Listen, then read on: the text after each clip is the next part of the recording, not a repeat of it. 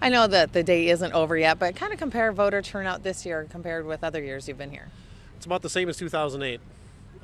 Very busy at the start. The lines are all the way up to the street at 7 o'clock, and it takes a while to cycle all those people through. And then just since then, about 8:30, it's just been steady.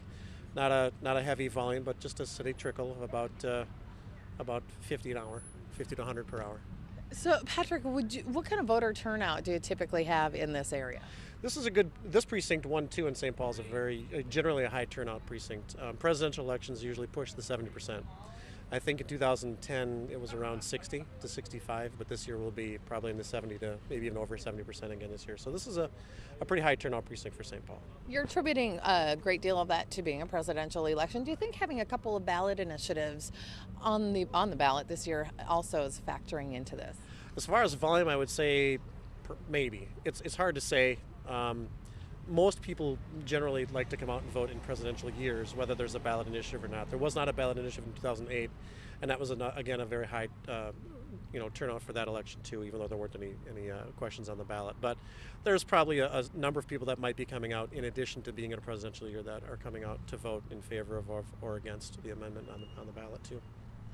I want to shift gears here quickly and talk about election judges, because obviously you're kind of the unsung heroes of every election. So if you can try to encapsulate what goes into a day for an election judge and the training. Well, yeah, we do go through training, and for me, this is my 10th year being a judge here in St. Paul. So as obviously the more you do something, you learn how to do things better and make it easier on the voters to get in and out.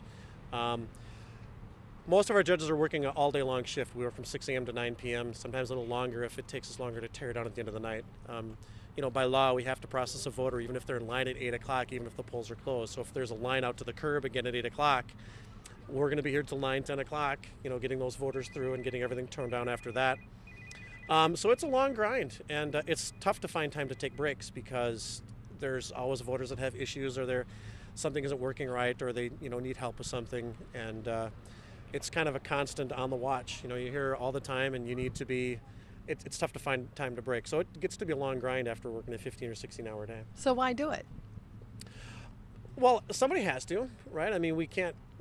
Somebody has to be an election judge, and I think most of us do it because we enjoy the process. We love coming out and seeing the voters and give them a hand and help them out, and of course, it helps them learn too because voting in a presidential year with questions on the ballot.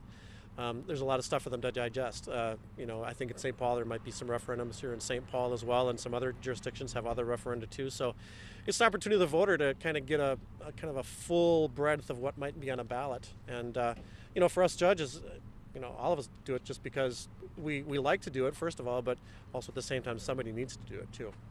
Well said.